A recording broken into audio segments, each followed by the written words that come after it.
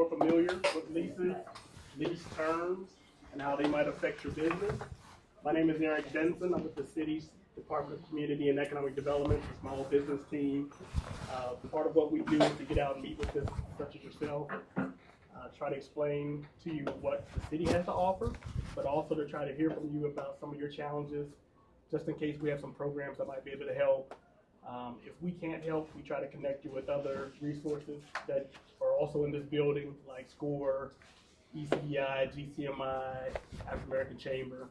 So that's pretty much what I'm about, and I'll let these two gentlemen introduce themselves. Let you go first, Drew.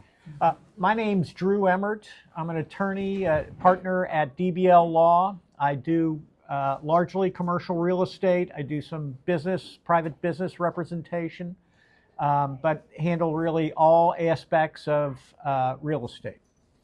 So my name is Ed Mathis. I'm with Republic Commercial Real Estate, vice president there, and majority of my business is buying and selling and leasing for my clients. So if whether you need a space to get into to be able to expand your business, or if you got a concept and you deciding, hey, I want to take this thing from our online business to a brick and mortar, I can help you with that. Or if you decide, hey, I want to purchase a location, I help with that as well. So yeah, we have a commercial real estate attorney and a commercial real estate agent. So hopefully we'll be able to share some information about leases and that type of thing. So we want this to sort of be an informal session. So as we're going through, if you have questions, you don't have to wait to the end. You can just ask these gentlemen as we go through the information. Yeah. So do you two want to maybe just start off and talk about a little bit about the different types of leases? Yeah. So as you can imagine, you get into commercial spaces, especially if you're thinking about leasing, there are several different types of leases when you get into those spaces, and we'll talk about a few of them. And if you have questions, please, like you said, don't hesitate to ask us. But the first one I'll tell you about is it's called a full gross lease, which is a lease that basically you just pay for the space, and that's it. So you pay your rent and you pay your internet and telephone or something like that. But other than that, you don't have to pay anything other than that. And then you have a modified gross lease, which is you pay some of the stuff and the landlord pays the other stuff. So you may cover your rent and your electric, and the landlord may cover the property taxes, all that stuff, and the water. So y'all split it in a way. Then you got a triple net lease, which is in. And we'll break this down a little bit further. I just want to get it out there to you. We got a triple net lease, which is pretty much you cover everything on the building. It's like your building.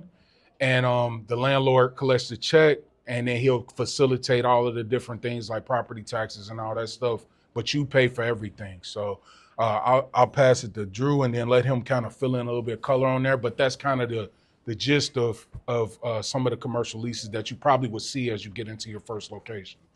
And the thing to remember is the lease doesn't say at the top, full gross lease or triple net. It may say triple net, but typically all leases have to be read, and these are just general categories. They don't, they're not drafted that way. They're drafted to meet the landlord's needs in most cases. And of course, what's the landlord going to do? He's going to maximize his return and put as many expenses on the tenant as he can. So it really, you have to read the lease to determine exactly what's going on and what you're going to be responsible for. And it's not just, in an ideal world, you'd have a gross lease for a retail location like Ed described, but it really, they're far and few between, because the landlord, you're always going to be responsible for your own utilities and internet and that kind of stuff. Mm-hmm. But, HVAC maintenance, maybe you'll be responsible for your proportionate share of the building's real estate taxes. You don't know unless you carefully read the real estate or the lease. So it's a specific case-by-case analysis for what the landlord is really offering you. So you may fall in love with the lease space as far as a physical location for your business, but you really have to carefully read the lease. I want to second, please read the lease. You have to read the lease. I don't care if you don't have to have to be an attorney, but you got to be able to. You have to read through that lease, because if you don't, you will run into an issue that you have not budgeted for, or that you think that the landlord is responsible for, but you don't know that until you read the lease. And if you're receiving a lease from the landlord, it's a good chance that his attorney is going to make sure that the lease protects him in all types of ways. And it's not that it's good or bad. It's just that if I spent the money to create the lease, I'm going to make sure that the lease protects my assets. So you got to make sure that you read the lease, and do not be afraid to negotiate back if you see something in there that you don't like. So if they say you cover everything on the HVAC, and you notice the HVAC could be worth thousands and thousands of dollars, maybe you want to push back and say, hey, I'll cover up to a certain amount if something happens, and then you cover the rest, because it's not my building, it's your building at the end of the day, but I will contribute towards the fix. So you want to be able to just negotiate back. Everything's negotiable, especially in commercial real estate. Residential may be a little bit different, because everybody in the apartment building may have the same lease, same language, to cover the gamut.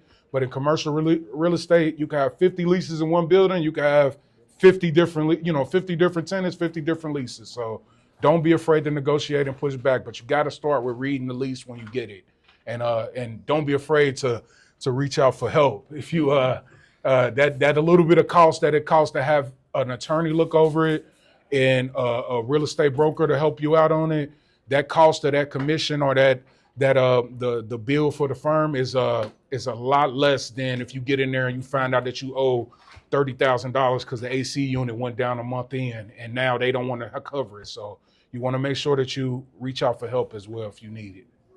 And there are, as Ed mentioned, we can't overemphasize the importance of, knowing the terms of the lease and not being afraid to negotiate.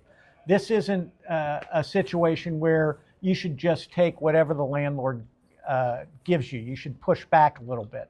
And the time to push back is, you may have heard of letters of intent.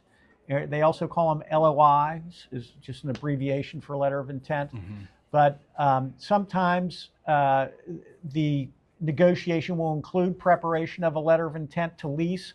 And the purpose of that is just to get the basic terms of the lease out there. So to see if you guys have agreement, that the tenant is on the same page as the landlord. And then once you agree to the letter of intent, they should say that it's non-binding until such time as you enter into what they call the definitive lease agreement. And that's just the agreement between you and the landlord. Mm-hmm. But you have to read the LOI too, because they may try to frame that as a enforceable contract. So, you just want to be careful about all those things, but just understand that everything's negotiable, and always consider, the cost, because you can't. You can breach a lease, but in all likelihood, the landlord's going to sue you to enforce it, and they'll get collected. Yeah. So the courts will enforce leases. So the term is important. You don't want to, if you're just starting out in a new business and you're not really sure whether your concept's going to take off, you might want to just do a 1-year lease. And that's generally the shortest that any landlord's going to offer you. Mm-hmm. But a 3 to 5 year lease, that gets pretty hefty in a longer term, and it's going to cost you more. Yeah. So just understand that you're bound for that full 5 years. Now, if the landlord takes back the space, say after a year, he's got something they call a duty to mitigate. In other words, he's got to generally have the space available to rent to somebody else, and that would reduce what you owe, whatever he would re-rent it for during the original term of your lease. But that doesn't provide you a whole lot of comfort, because he's going to be looking to you first to pay for the unexpired portion of the lease. Yeah. So maybe we could talk a little bit about terms that business owners run into when they're dealing with the lease. Yeah. I know a lot of times you hear like CAM fees. Mm-hmm. Do either one of you want to talk about what CAM fees are and how Yeah. that might affect Yeah. your So lease? so Cam is, so you got two different things, Cam and then triple net. So Cam moves. It can move, that percentage can move up and down. So Cam is common area maintenance. So you have let's just say you were in a shopping center. Say you know, at one of the shopping center that may have a La Rosa's and somebody else, and you're in there. So somebody has to be at the end of the year, the bill comes for the landlord, or throughout the year. Somebody has to shovel the snow, somebody has to cut the grass, maintain the building in some kind of way, whether it's painting or maybe you want to upgrade the parking lot, pave it. So all of those costs get added in, and then the landlord, say if it's $100,000 or something like that, and like I said, it can move because, you know, one year it may snow more than others and grass may grow faster or less, but that number gets divvied up, and they call it prorated share, but it's like basically if you got 1,000 square feet, they break that number down to, you know, $3 or $4 a square foot, whatever that number works out for your space, and then you pay that extra charge. So it's like you get your rent, and that is two separate things. So you get your rent maybe $1,500, but the CAM number may be, with the $2 or $3 a foot, it may be an additional $500. Then they put that together, and that's $2,000 a month that you owe, but it's not one payment. So when you're negotiating, the rent number can move, but most of the time the CAM number can't, because it's pretty much a fixed number that they have from people giving them numbers. So that number won't move. So you may be able to move this number over here from $10 a square foot down to $8 a square foot. You can mess with that. But this one, they could provide you receipts saying, this is how much I paid historically here, and this is your percentage because this is how much I have to pay, and you have to pay your portion. So It's you're essentially reimbursing the landlord, and they apportion it based upon the square footage. Let's say the total center is 10,000 square feet, and your portion is 2,000 square feet. So you're going to get 20% of those kind of pass-through costs that Ed was talking about through the CAM, which is the common area maintenance. Now there are also, you know, when you hear about triple net, the triple portion of it is for insurance, taxes, and maintenance. Those are what the three nets mean of a triple net lease. So generally, a landlord's going to try to pass through to the extent they can. Usually this is like an industrial lease or a triple net lease, but they'll try to push through your proportion of insurance costs, real estate taxes, and maintenance. So, but in a retail setting, usually a little slightly different, where landlord bears a little bit more of the cost. Typically, real estate taxes are paid by the landlord, but you just have to read the lease, like I said, because a lot of landlords will try to get the tenant to be responsible for as much as possible. yeah, if they can get you to pay for it all, they'll make you pay for it all. You know, it's just, and you can't be mad at them. I mean, it's their business. If they can push the cost off, same way if you're running a bakery and you got to incur cost of putting all the ingredients for the cake and marketing and all that stuff, you're gonna try to figure out a way to pass a lot of that marketing and all that stuff off onto the cost of whatever that product is. So it's the same idea in real estate. It's just that we don't like it to happen to us. We wanted the landlord to keep that. But if I stress every client that I work with, I don't start negotiating without an LOI, a letter of intent, because the letter of intent is non-legally binding. It's not.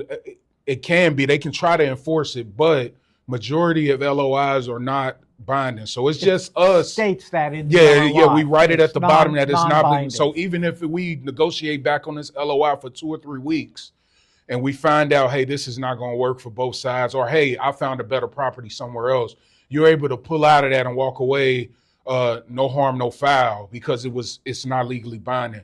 But the moment you sign a lease is a legal contract. It's a legal binding contract. So if you sign that contract, the lease, and you go from LOI to say, hey, I like this, they get an attorney involved, they draw police, and you sign that, everything in that lease you're responsible for because you signed off on that. So you have to, I try to keep it at the LOI and get as much stuff flushed out at the LOI as possible. That way, when we go to the lease, everybody's on the same page. There's no misunderstanding. We just have to have somebody go through it that's better at legal jargon than I am, that can go through and make sure that the wording is properly put in there. But the bare bones of the deal is already done in the LOI. So we like to do it that way. It may take a couple extra days or maybe a couple extra weeks, but it's, to me, the smartest way, because it just saves you time and money down the line to flush that stuff out quickly.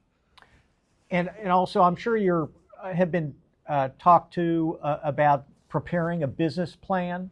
As part of your business plan, you have to price your goods and anticipate what you can sell them at and that kind of thing, to be able to prepare a budget for what you expect to be able to make running your own business. Well, as part of that, the rent is a major factor, and you got to anticipate that every landlord's going to be asking for a year-to-year increase in their rent. Typically, it's like 3%, 2%, but again, like Ed has said, that's all negotiable. So anticipate that, but maybe you can sweet talk the landlord and tell them that you're just a new business starting out, and maybe you won't give you an increase from year to year. But the next thing that you anticipate that they're going to ask for is a lease guarantee, and they may ask that about that you sign it personally. So if you set up your LOI or you set up your LLC, that's a limited liability company. You're not responsible personally for the debts it accrues, but the landlord's generally smarter than that, and they say, I need a personal guarantee too. They may ask you to sign the lease personally, or they may ask you to sign a lease guarantee, which 6 of one, half dozen of another if it's done properly. Yeah, so you'll usually see that on, they can ask for, I've seen businesses that are seasoned businesses and they ask for a personal guarantee, but you'll see it a lot like with newer businesses going in that don't have a lot of track record. Like most landlords, when you get into negotiation with something, they're going to ask for a handful of things. So when we get into it, they're going to ask, hey, the terms, which is the LOI. Then almost the second, or maybe sometime the first thing is, what are the financials? They're going to want to see your financials. So if you're not comfortable enough to turn over those last 2 or 3 years of documents to that landlord, this might be a little bit tough on finding space, because they're going to ask you that immediately. Hey, what's your financial, what's your track record, P&L, all that different stuff, for them to see if you were able to actually afford this space over time, that you're a safe bet in a way. And that's where I always prep people when I talk to them to say, hey, make sure that you have those things ready to go. And then sometimes if it's a newer business, a year or two, you may not have a long track record. So they might ask for your personal things. So they may ask for your personal W-2s, your personal stuff, to see if you do sign off on this personally or personal guarantee it, that you'll be able to still cover it as well. So, has anybody here applied for a lease or gone into space and talked to landlords about renting space and maybe received a copy of a lease? Anything like that? Okay. How was your experience? It was horrible. It was absolutely horrible. Was it a retail location or what? It was a restaurant prior to. It had been in a couple of different places. Initially seeing the place, it was an easy, like, just needed lipstick, because it already had a commercial kitchen. And then I got it from a guy. I had a broker and an attorney. Both missed that the person that was actually trying to sublet it didn't have the authority to do that. So when we found out about the sublet, I was already kind of like involved in it with the community as well. So then, and this guy was like in the news because he ran a school into the ground. So then the community acquired the entire, what is that called, like a plaza. Okay. So then, yeah. Okay. Gotcha. So then Like I got a community new investment lease with the community. Went through it with my attorney, my broker, and it seemed to be straightforward. I didn't know, like, so over time from the transition of like the sale of the property to the community, there was some water damage that happened. But it wasn't, it just looked like the drop ceiling was like, we thought it was a leak in the roof, but then my contractor was like, there's no leak. So then we found that, there was leaks in the plumbing. So like I had a grant for a build out. So we fixed all the plumbing, and then we found like some flooring issues, but then it turned into structural issues. So it was all these things that happened like over time, and nobody took responsibility for the damages. Was that all on you? So I it mean, ended up that's being what the all on landlord was me. saying? And it just seemed to be like it was all on me because everybody knew that I had funding from the county. But my funding from the county was not to fix this historical building. That, you know what I'm saying, that went from this hand to that hand to that hand, and I was kind of caught in the middle of it. Come to find out, the reason why there was plumbing issues because the HVAC was out. It was just a lot, and then the community didn't want to fix the HVAC, so they agreed to fix like the plumbing and electrical to take off my contractor's plate if I was to replace the HVAC. And I had the funding, so it's like, okay, I could do that because I couldn't get anything done without the HVAC being fixed first because of the moisture, all the things. So I took the money, did that, like 2 days after signing my lease. And my attorney was like, everything looks straightforward. My business coach, like everything looks good. So I was hopeful, like, okay, this project's gonna get finished. It did not. They did not do any other plumbing work. They were upset that they even had to fix the flooring because ECDI and Alloy came out for like a site visit just in case I needed like additional funding. And my coach actually fell into like a spot where like floored, like, yeah, it was a lot. So the contractors came out there like, this was not an initial issue at first, like this had to happen over time when you were like with the transition of the property. And I was just basically asked to wait to do my build out until the property was acquired by the community. So I was kind of like, my project was just like in limbo. But during that happening, all these structural issues happened, and nobody wanted to take responsibility for it. When they did fix it, I just missed that window of getting the job done, getting open, and it just threw my entire plan off. Yeah, that's hard. You touched on subleasing. Yeah, right. So like, How Yeah. can somebody, Yeah, how so- can somebody that's going into a yeah. space identify whether it's being subleased? Yeah. So I mean, it's. But I For- had a broker and an attorney. That was their job to find it Right, out. yeah, I'm just But No, they didn't know? No, they. I ended up finding it out myself, just like having my ears to the street. Yeah. And like So. finding out like this guy was a shifty person and he actually did it on Yeah. it. So they had to call The my original attorney. tenant, you Yeah, mean? yeah, the Yeah, so original. then I called Okay. my attorney like, this Pretty guy gone. doesn't own the building. Like I talked to this person, the CEO, the new CEO, they're asking questions. So then I asked more questions. I find this out. So it was a lot of like detective work on my own end. Yeah. So If I would add anything, first of all, I'm sorry that happened to you. That's a tough situation, but that's what we try to avoid when we work with people as much as possible. So one thing I would do, if you go to lease something from somebody, say if it was a school, I would err on the side of that. If this place has got a banner up that it's leasing it from somebody else, I would think that immediately. Just say, unless it's an empty building and this person is presenting themselves as like the landlord, saying, hey, on paperwork when you go to fill out the LOI and everything, that they are listed on there as the landlord or they their entity that owns the building. If they are not, I would just immediately say I would think subleasing immediately. And subleasing is Well, no, so and- this is the thing that my LOI had all that. Like my broker did all of that. It was empty. He was portraying himself as the owner. There was nowhere where like my broker found those things out. It wasn't until I needed a form filled out for my liquor license that I had to like track this guy down at his barber appointment. Like, here, I need you to fill this out like you're holding on my liquor application. And it was something that an owner of anything should just be able to fill out, right? Yeah. He couldn't. And it just, Yeah.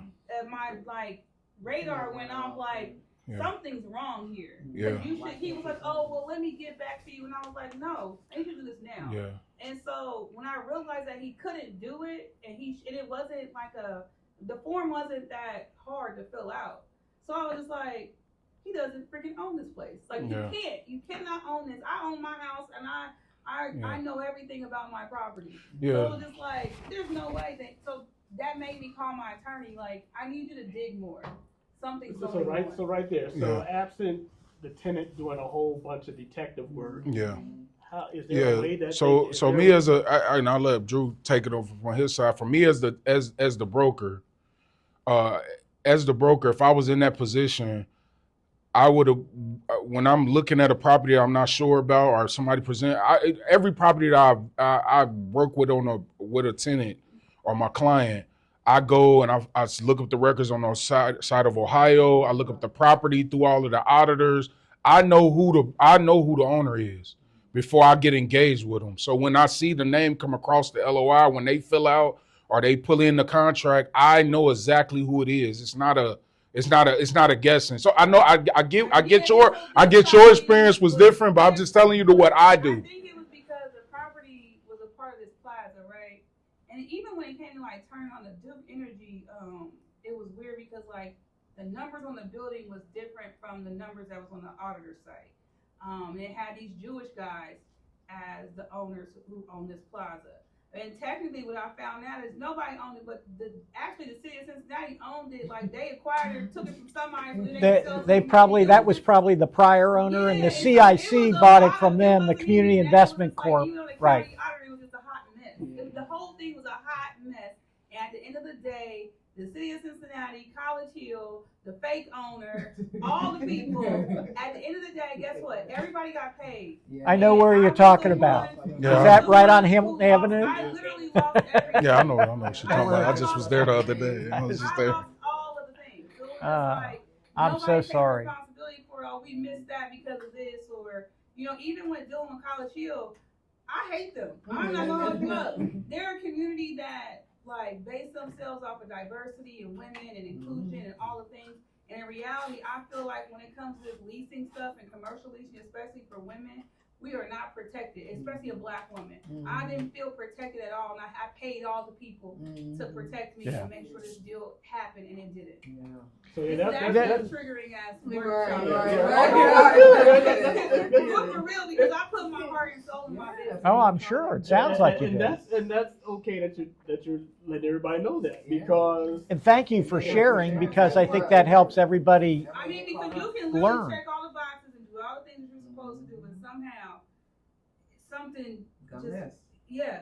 And a lot of people would be like, oh, Roxanne know how to get all the funding. I really don't. I know how to work for my business, but at the same time, like, it put me in the hospital. Like, I ended up in the hospital, like, and my lawyer was just like, you're so stressed out. This building is stressing you out so bad. Because I had nephrologists and everybody coming to me like, we cannot find out what's wrong with you and why your kidneys are shutting down. But it came from stress. So I'm on a Zoom call with my coach, my lawyer, and everybody, and they're like, you're going to have to make a choice.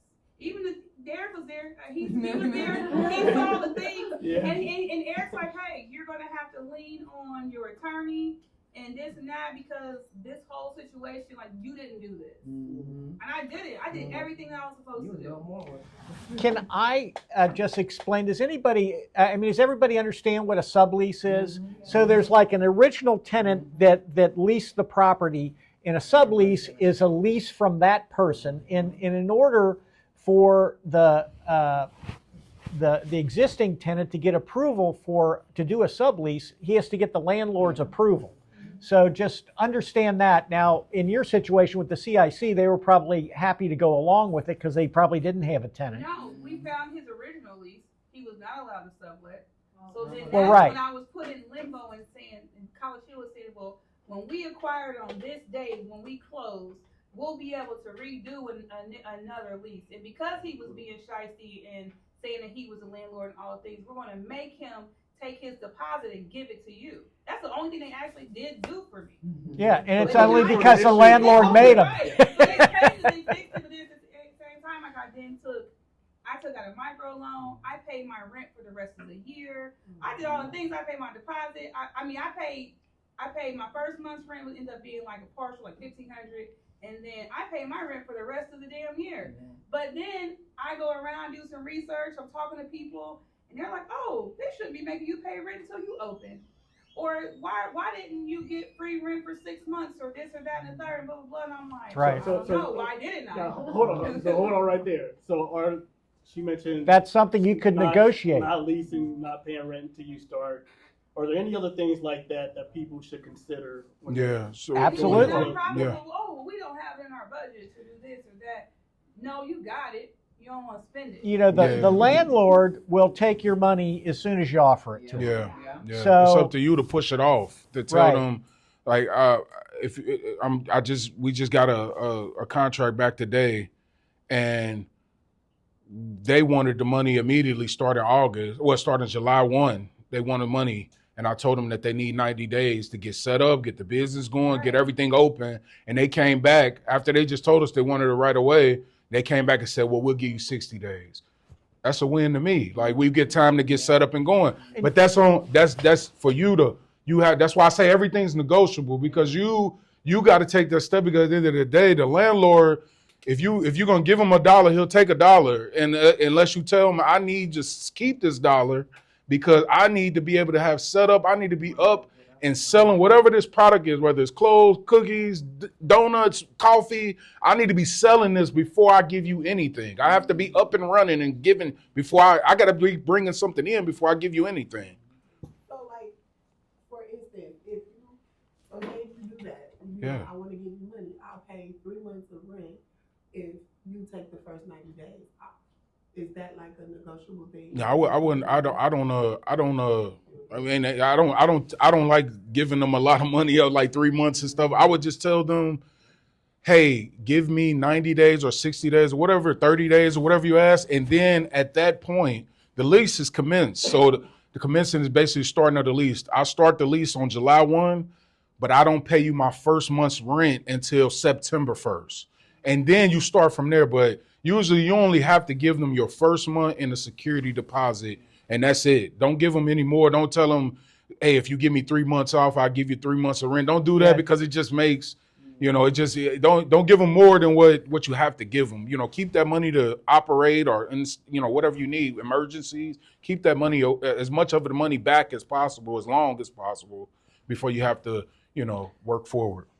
And what they want to see, and what Ed alluded to, is like, if say it's a retail location, you'll have to do work to the interior of the, they call it tenant improvements or TI. You'll have to get the place ready to open, and that'll take you a while to do that. In the meantime, while you're doing that, you're not getting revenue from your customers. So that's the reason why you ask the landlord, oh, give me 90 days, and always negotiate with the idea that they're going to come back and try to lessen it. You know what I mean? So if you really need 90 days, ask for 120, maybe you'll agree on 90, etc. And shoot for the moon and land on the stars. That's what it is. That's what you want to do. Another thing, they offered me another space up the street at Hanobi where I Heart Mac and Cheese did not work. Oh, well, this is the second generation. Well, is it really? Because I Heart Mac and Cheese only lasted for 8 months before somebody got sick and died almost. So you want me to take on, it's a turnkey, but you have 2 shells right next door to it. And they're like, oh, well, free parking's doing well. Free parking isn't doing well. Let's be clear. They're handing out free. Nobody's there. Anytime that any establishment is offering free events, this and that and third, they're not doing well. So you want me to go over here, the Asian guy who was there paid $26.50, but you want me to pay $32. Oh, well, we only have a 10% interest in this because I don't really care. How much are you making off? How much are you brokering off this deal to take me from this end of the street to that end of the street? I'm paying $25 down here, but you want me to pay $32 down here, plus the cams, all the things. I know about those. So I'm just like, it's upwards of like $4,000. Yeah, if I had to, and I don't know your situation, so I don't act like I do. But I would think they're probably asking you they probably try to get you to pay more because the person before you put all the money in to build it out. So now they got a space that they feel like they can offer for more Guess money what? because it's a And turn, now because it's This a is turnkey. Penrose. Yeah, it's a Who turnkey. can afford to give me a year for free? Okay, I'll go here. I'll go there. But as you will find in real estate, it don't matter how much money the person got. They don't have the money. Like they don't have the money. Yeah. Guess what? It's still there and it's still empty. Ain't nobody in it. It ain't making it out. So are there any like red flags or things that you If guys it's too think good to that be true, people? it's- I'll let you go Well, first, bro. one thing that I'll say is if you're say a restaurant is a common tenant that often go in and out of business, and it sounds like that's what you were interested in, was opening up a restaurant, because it's really smart if you if you're needing a commercial kitchen to find a location that already has all that built in, because it's very expensive to put in the fire suppression, all the commercial cooking, appliances and equipment that you need. But also understand, why did the prior guy fail? Was it because there's no foot traffic around here? Is it because, maybe you just operated a poor business and that was the reason it failed? But, you got to look into, the real marketing of the place. Like if you're a tenant somewhere and, you're very successful there, but you get tired of paying rent, it may be beneficial for you to find a place of your own, but you probably should think about buying it in close vicinity to where your successful premises were when you were renting. So just, sort of something to think about. Yeah, so my red flags would be if you go to negotiate the lease. The huge ones to me, the big things that I like to immediately tackle is the HVAC, because I like to go after the high dollar amount things and I like to try to control those things. So HVAC, if you go and tell them, hey, I only want to be responsible for each incident up to $1,000, or maybe even if they push back $2,000, and they come back and say that they want you to be controller of the HVAC 100% on you, and this is like a modified lease or a retail location or a store, if they're asking you that they want you to take 100% ownership of something like a HVAC, that's a high dollar amount. To me, that's a red flag, because I'm like, why wouldn't you be, this thing could be $30,000 or $40,000 to do. Why wouldn't you want to take responsibility from your tenant after a certain dollar amount? If they don't want to, I always ask for TIs, which is tenant allowance money. Some landlords don't have it. Some landlords flat out just don't have it. They're like, we can give you, in exchange for TI money to help you build out your space, we'll give you 3 months of rent in exchange. If they don't want to offer you some type of trade-off and in some kind of way to help you get up and running in the building in a successful way, to me, that's a red flag. And also, if they're asking for more, like sometimes you may get a landlord, they may ask for 2 months of rent, maybe, but most of the people want 1 month of rent and security deposit. If they start asking you for exorbitant amounts of money up front, 6 months, a year amount of rent because they're trying to protect themselves, to me, that's a red flag. And I know that every building that you walk into that you think works is the best building and you think you got the most foot traffic here. Do not be afraid to walk away from a property at any moment to say that this does not work for me term-wise. Location is great, parking is great, I got customers in this area, but if the terms don't work out, please walk away from the building or walk away until the landlord is willing to negotiate with you in a proper way that fits you, because you get in there and it's wrong, it's going to be wrong. It's not going to change. It just get worse from there. So the high water mark is when you get in there and it's just going to keep going. So you want to make sure that the deal is done properly, that you are comfortable. You can sleep at night knowing if I make my sales and I run this business the right way, I can comfortably do this space. But if you don't, you're going to have a hard time, especially on those 3 to 5 year leases and longer. 1 year, you may be able to stomach it and get out, but 3 to 5 years, you want to make sure that you do it the proper way. And I also stress that you get you an attorney that specializes in commercial real estate.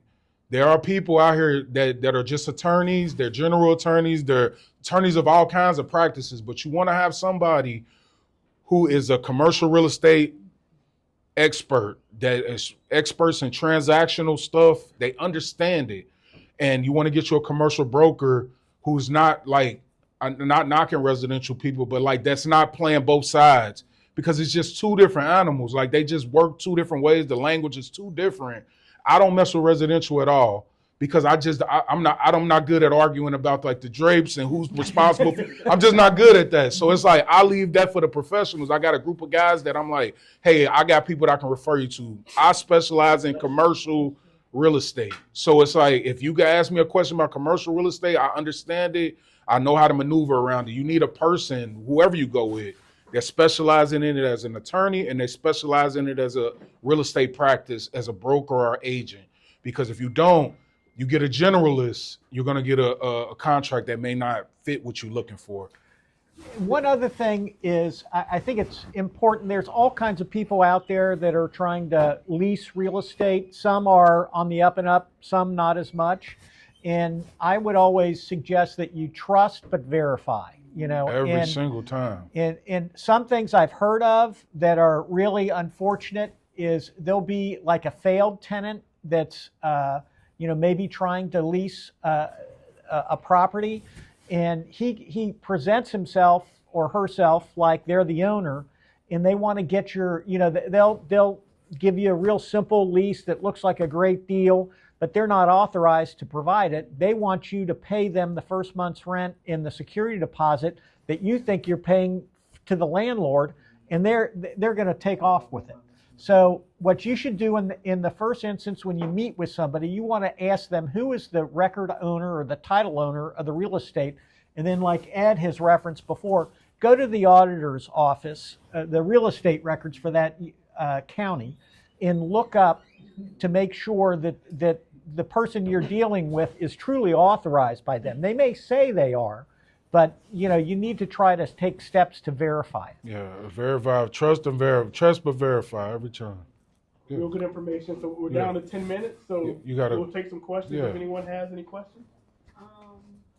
So you said something about getting out of the lease. Yeah. So what if there's an issue in the restaurant, which they are supposed to be taking care of, and they have tried to fix it, but it's not fixed? Could you get out of the lease if something that they are supposed to take care of? Yeah, I'll let him speak on like a legal term, but for me, I'll try to negotiate in early terminations in some kind of capacity, whether it be like some kind of way to get out. And it's hard. Like landlords don't like to give that because they don't feel like it's a true 5-year lease if you got an out in it. But I try to negotiate something in there that if something's not going right or you feel like, anything to stop you from breaching the contract, I try to stick something in there. But I'm pretty sure it's a legal term wise that you can be able to probably, if they're not performing as a landlord, that the tenant may be able to exercise. You're right. What the landlord will draft or have his attorney draft a very strong pro-landlord lease. And as Ed mentioned, to get an early termination clause it can be very difficult, particularly if you're not a La Rosa's or a tenant with market power, so to speak. But if you can get something in there like that, more power to you. But if also that say that something's not right with the HVAC or something, and the landlord is supposed to be responsible for that, I would make it very clear in the lease what the landlord is responsible for. And you often will see, or people will try to put in a lease, that if you're forced to incur costs to repair these things, that maybe you can offset it against rent, maybe the landlord will reimburse you, things like that. The landlord can be in default under the lease too, not just the tenant. But typically you read a lease and it looks like it all runs all one way because it's tenant with all the responsibility and landlord doesn't have much at all. And you usually, the default provisions all run in favor of the landlord against the tenant.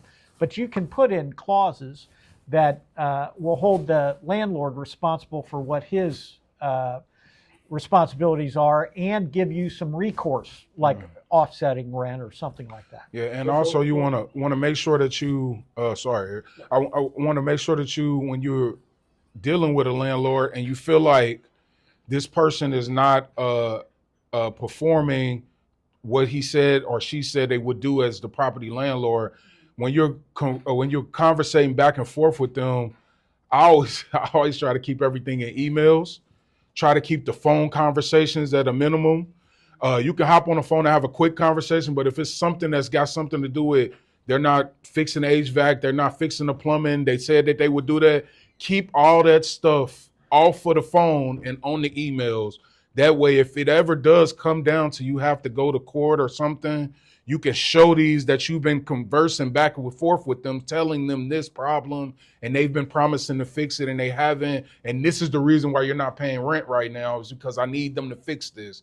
And then I can't speak for a judge, but if I was a judge, that would be something I would take into account, that this person has been conversing back and forth with you, asking, and you've been making promises or not making promises for 6-7 months. I wouldn't pay rent either. I would. Yeah, I would. If it becomes similar, like I want to say an escrow, or maybe not an escrow, but maybe if it gets to a point where it's untenable, I would make sure that you get into like an area where it could get into a breeze, but if it's becoming untenable and you cannot run your business, how can they expect you have to make them perform in some kind of way.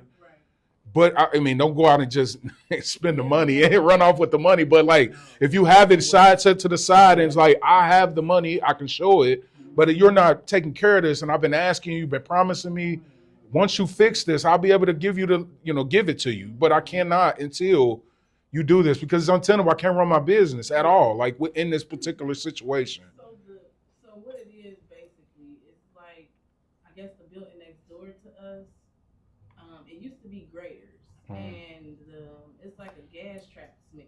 It's a bad like sewage smell. Oh, okay. But they had tried to fix it, and then it goes away for like maybe a couple weeks or something like that. But then it just randomly comes back. Like a smell? Is that what it is? Yeah.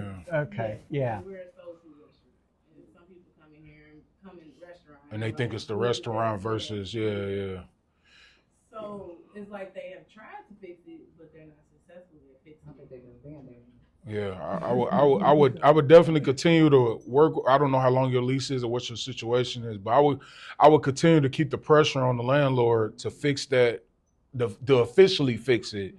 And I mean, you can always send them an email and say, hey, look, if this is not fixed, I don't know. We got to come to some kind of agreement to get this actually fixed, and make sure that you having those conversations over email. That way you document it, and that way if something ever comes up or they come to you and whatever it escalates from there, you can have that documentation saying that they haven't fixed this. I've been asking them to fix it. They've been just putting Band-Aids on it. They haven't fixed it, and it's jeopardizing my business. My sales are going down, or whatever it is. You can be able to show that. And then if you have to do a drastic measure, you at least got documentation to try to protect yourself when you go that route.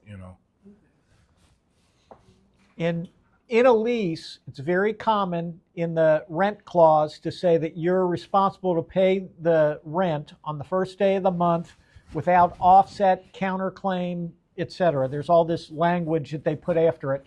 And so what that means is that you're responsible to pay the rent regardless, okay, whatever happens. So that's why you need those provisions that we talked about in the lease, that you just can't offset something. You say, oh, I incurred X dollars to repair the HVAC, so I'm going to I'm going to deduct $1,000 for that from my rent.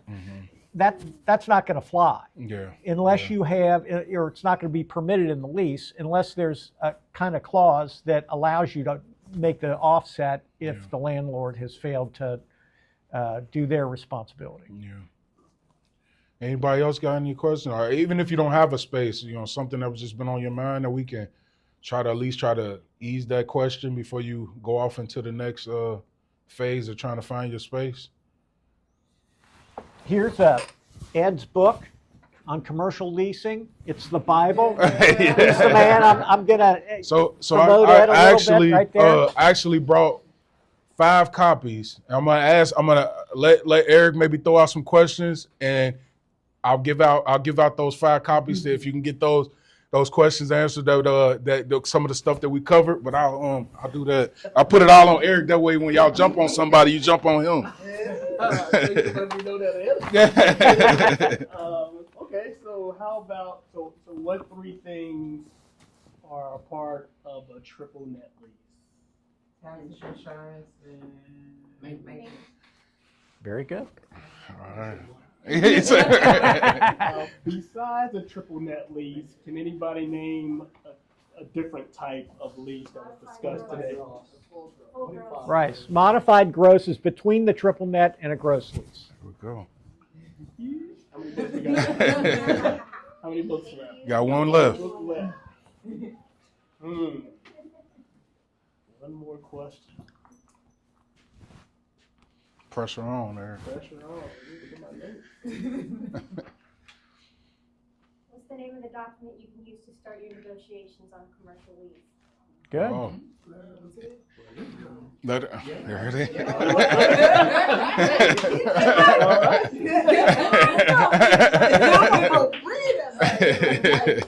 And so we really appreciate you all attending, sharing your information.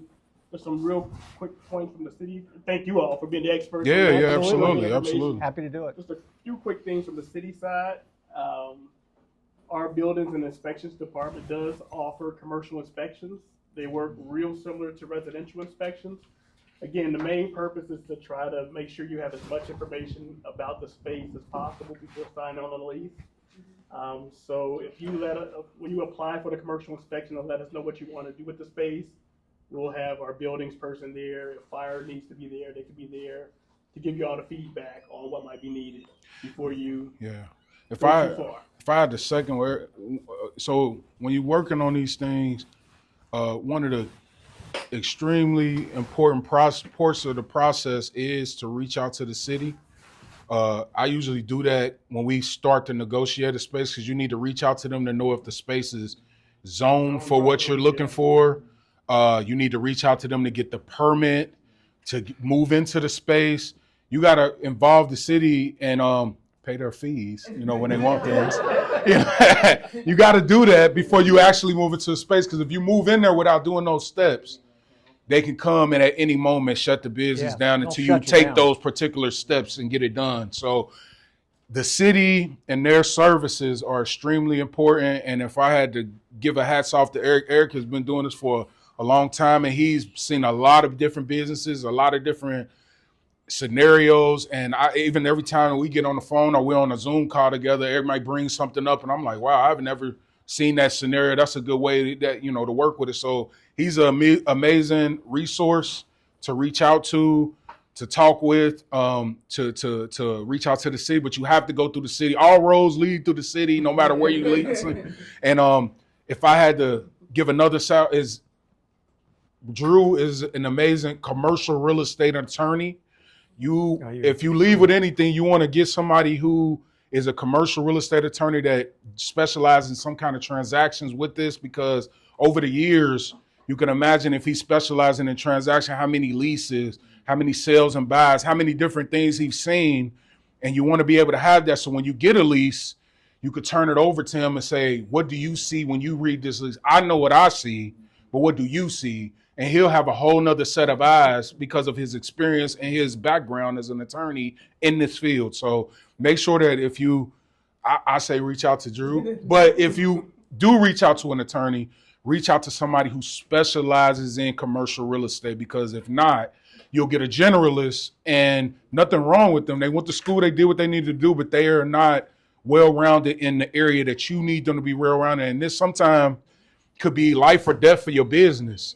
If you sign a bad lease and it's not working and you spend all your money trying to get it up and running and you spend all your money on rents and now you got to fix the HVAC, that could kill your business and you never bounce back, or it leaves you with a bad taste in your mouth. So make sure that you have somebody that got your back that can do it. So if I had to leave you with anything, make sure that you reach out to the people who can actually read and decipher those things and be able to get you the best deal possible. And somebody like Ed is super experienced and has a lot of great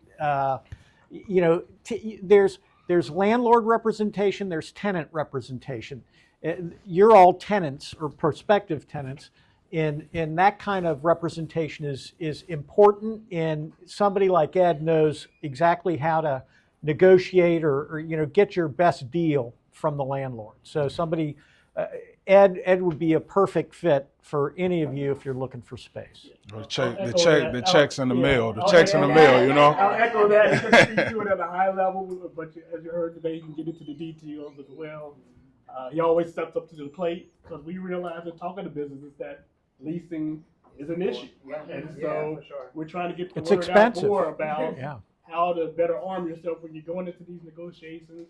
We reach out to Ed; he's always there to share the information. So we really appreciate it. Yeah. Thank y'all for spending this time with us. We're really proud. I didn't know if it was gonna be 5 people or 500. I didn't know what was going on. So I appreciate y'all coming and hearing us and Thank listening you. to us and stuff. Thank you. Thank you. Thank you. Thank you all for coming. Our card.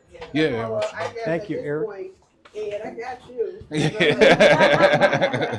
Yeah.